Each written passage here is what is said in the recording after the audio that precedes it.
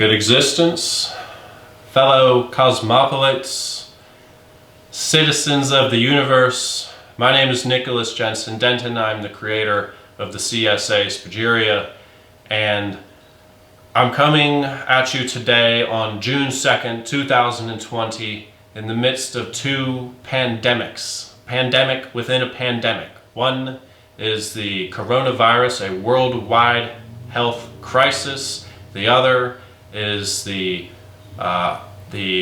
protests that have been spawned after the unjust and illegitimate killing of George Floyd. He is one man in a long string of unjust and illegitimate police brutalities which have plagued our nation, our country, for a very, very long time. It is a form and expression of systemic corruption which plagues the culture at large, especially the higher echelons of culture. The reason I use this greeting, cosmopolitans, is because it is an implicit way of saying that we humans, no matter our race, no matter our religion, no matter our creed, are a part of something bigger than our states, bigger than our nations, bigger than our bodies. It is bigger than our world.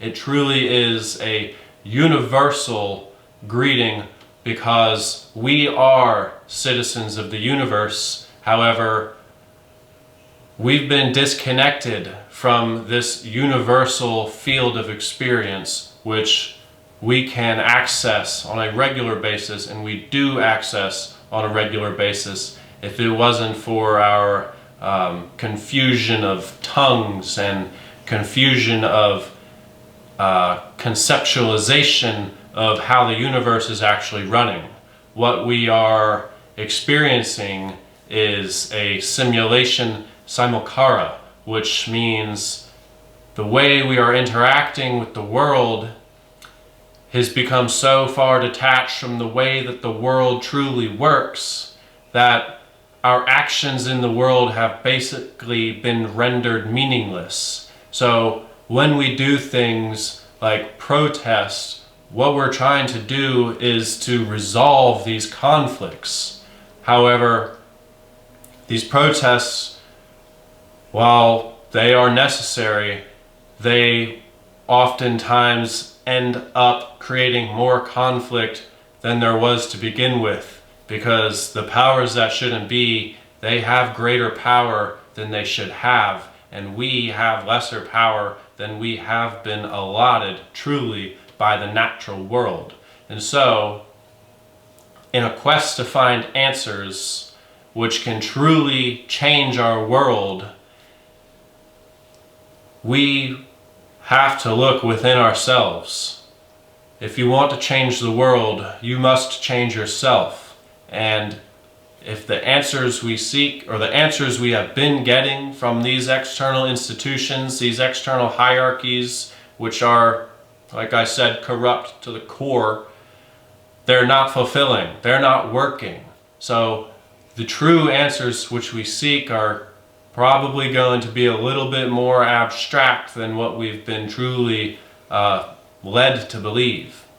Now, what I want to offer you here is no belief, no expectation, no promise. I want to give you an experience of an answer you can find within your immediate, experiential, phenomenologically obvious awareness. Meaning how you feel right now, you can get a better answer through the inquiry into your own nature.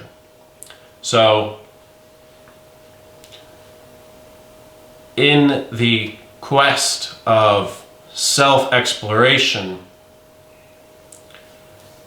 I, with this apothecary, try to provide the tools that will allow for this exploration to unfold a little bit easier.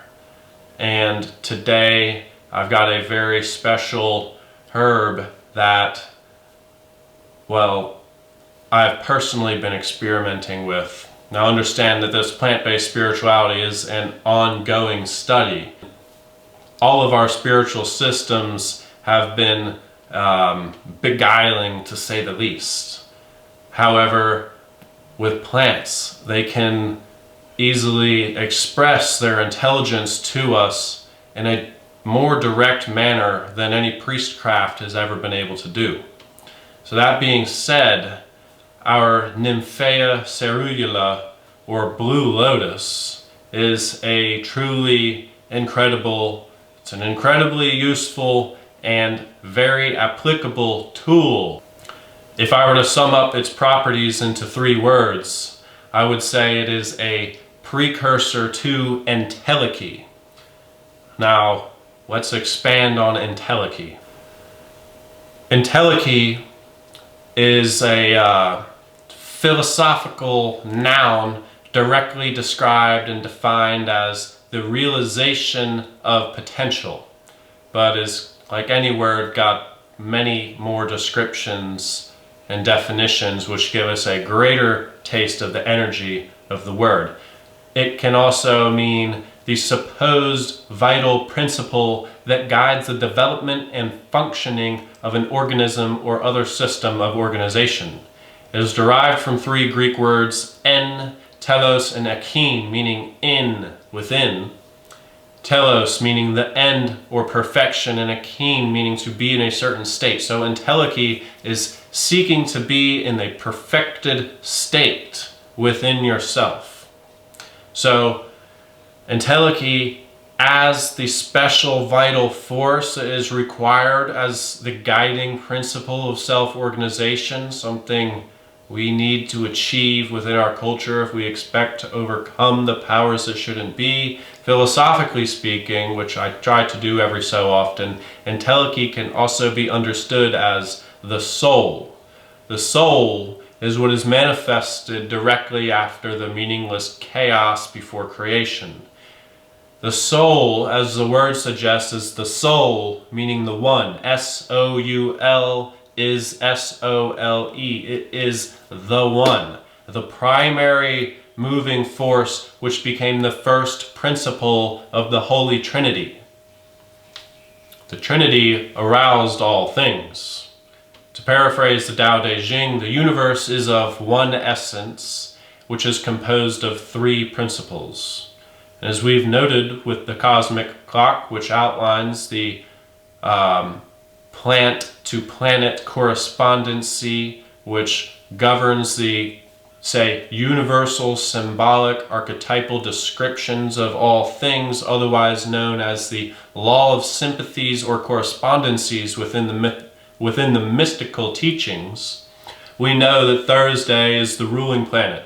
Thursday, the number 3, and the planet Jupiter are all synonymous with one another on a fundamental level. So Thursday, harmonizing with the number 3, 3 numbers in general are really an indescribable force. The numbers 1, 2, and 3 each contain infinity within and between themselves. They are reflections on the supreme reality, and they have an integral connection with each other. The Tao Te Ching attempts to explain this ternary constitution of creation as such. The Tao gives birth to 1, 1 gives birth to 2, 2 gives birth to 3, and 3 gives birth to all things and all beings.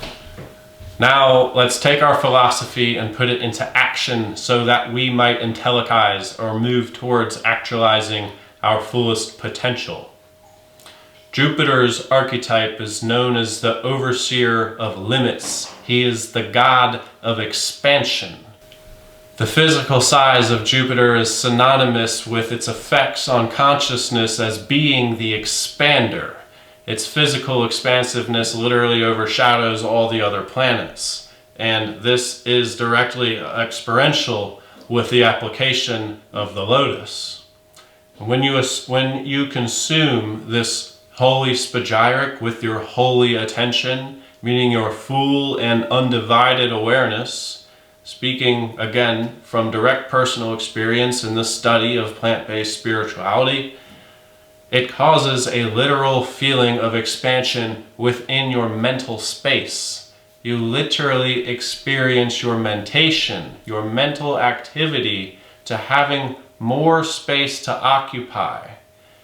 Now this might sound a little weird, so imagine your conscious awareness as some sort of workspace or a work center where you can place your attention on different ideas, rationalize different problems, mold different linguistic expressions, like think about what you're going to say to somebody, think about what you're going to do, examine certain visions and beliefs, scrutinize logical systems such as mathematics. You can work through problems, physics, you can visualize mechanical operations, and so on and so forth. What you're actually doing with your consciousness is occupying different aspects of your neural network. You're focusing on specific areas of your brain. Now, we gotta understand that consciousness is a force that permeates all matter, including the body, especially the body. And it weaves through the entire brain as a whole. However, it's focused depending on what you choose to focus on. The tip, if you will, the main force of your attention is directed at exercising a specific aspect of this neural network, meaning your focus is responsible for delegating all the types of activity I just mentioned. Now, what you may notice when you're trying to focus on many different things at once, or when you're creating something, you're inquiring into something else, you're rationalizing why a system might work, you're imagining new thoughts and innovative ideas and inventions, is that your mind can really feel overwhelmed. You can feel as if your mind is full. And I've said it myself, you know, you just got too many things on your mind. You've got to take a break. However, I find that these descriptions of how we can feel can be slightly debilitating because our English language is not designed to adequately describe the reality of the spirit or soul. It's truly not set up to describe the conscious experience. So it makes it difficult to speak about, but I'm going to continue to try to describe this sort of psychedelic experience I had with Blue Lotus. So what I hypothesize is actually being stated when somebody expresses these feelings is that the physical mind cannot keep up with all the things that the spirit or the consciousness is trying to accomplish and sustain. And when you introduce the Nymphaea, the Blue Lotus, which carries the psychoactive compounds of apomorphine and luciferin, they are introduced in the neural systems and they provide an effect which I describe as a spatial cushion that allows your mentation to abound more freely between its various patterns of thought and mental activities. So, with this cushion in your thinking patterns, which shows you that there is more space and more time that you can take advantage of within your mental state, you will discover that your consciousness has a far more expansive domain than you have been previously wound up in. And with the discipline of an explorer's mindset, because this is an exploration, nobody's taught us how to really pilot our bodies or our minds, you will discover a greater field of experience in which to navigate through and find for yourself the mechanics of. This is self-discovery. The human being is truly a universe in and of itself. I've got a universe within me, you have got a universe within you, and together we constitute the multiverse. But many of us are unaware of how to truly navigate the multiverse efficiently. And what Blue Lotus does is assist us and realizing that we have at our disposal a greater selection of channels to move through within the backdrop of consciousness. Our working mind can choose to explore different modes of being. And further, as a sedative and antispasmodic, it aids the body in relieving its physical tensions. It allows it to enter a more physically relaxed state, which, as I mentioned, is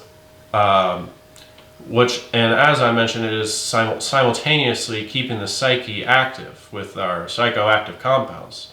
And this truly is precisely where you want to be in order to lift off, to rise into, to ascend into the non-physical environments where we can witness for ourselves and truly actualize our potential. And this state of consciousness is known as wild by Western one-neurologists or sleep scientists. They are what they call themselves, one-neurologist. And wild is an acronym that means wake-induced lucid dreaming. Now, this process of going wild moves us into a state of being described by Plato as a metaxic environment. Metaxic literally is the study of the in-betweenness of human awareness, of where the awareness resides in between the material and the non-material. And in the late 70s and 80s, and the New Agers would understand this as the astral planes. The ancient Aztecs and Toltecs of Mexico would understand this as Mictlan. The Tibetans knew it by the Bardo. What I'm saying is that I'm not making shit up. These fields of experience are something that have been studied in depth by the various mystical teachings of cultures all around the world. The Egyptians understood this as the netherworlds and described how to cross them in the Book of the Dead. In the Islamic philosophy, it was known as the Barzakh Olam Mithal, which means the limbo or partition, and in the Judaic Kabbalah, it is the world of Yetzirah. However, in the English language, we don't have words for it yet, but what I suggest, which is not an idea solely of my own, but what I propagate is a, quote, reality wide web. It is a world of ideas and emanations where thoughts come to life as thought forms, and all of the universal information, which is everything in existence, the data stored in the universe, or that the universe has accumulated, is accessible by a physically unbound awareness on the reality wide web. And the Lotus offers us this multiverse experience by placing us into the driver's seat of the point consciousness, or what the traditions have referred to as the Ka, or the Merkaba. It is the state of consciousness when your brain is emitting theta waves. When you utilize this state of being, it can really be understood as more so of a type of vehicle that will allow you to explore this universal dreamscape that connects all things. So this is the reason that I've said Blue Lotus is the precursor to actualization of potential or entelechy, because when we are capable of achieving the state of awareness where we can access alternate spatial dimensions within our direct conscious experience, we open ourselves to the larger reality of the universe within us. This is akin to what Jesus was trying to tell us when he exclaimed, "The kingdoms of God are within you." However, unless you are intentionally moving towards the domain of self with discipline and practice and repetition on a daily basis, and you're knocking at the door of your kingdom every day and busting into that thing so that you can become who you truly are, and you are not consciously walking through it, otherwise known as maintaining continuity of consciousness, then we're never going to get into that kingdom. And the answers that we seek of how to apply what we know and learn and can discover within ourselves towards social development will evade us. So Thursday, 3 Jupiter, they are also synonymous with Kesed on the tree of life, which is the sphere of spiritual growth. So through the intentional usage of the lotus and the ritual practice of its application, the ritual practice of exploring this aspect of ourselves, we can expand our consciousness and grow into the capacities that we've been endowed with as a truly limitless spiritual being, a truly limitless in consciousness. So, with all that said, I really do hope that I've been able to provide a little bit of practical answers, because, well, a little bit of a practical solution so that we can begin to seek greater answers, because nobody's given them to us. And I, for one, think that if they're not leading you back to yourself, they're leading you astray. And these powers that should not be are certainly not giving us the truth. People keep calling it news. I think we should call it the lies, because there's an agenda at play, and it is not an agenda to enlighten or emancipate. It is an agenda to dominate and subjugate. And through the supreme self-realization, we can manifest a state of heaven within ourselves, and from that state of wholesomeness and balance, we can then bring forth a state of heaven into our physical world. So with that being said, please enjoy your existence. I'll see you next time at the Community Supported Apothecary. God bless.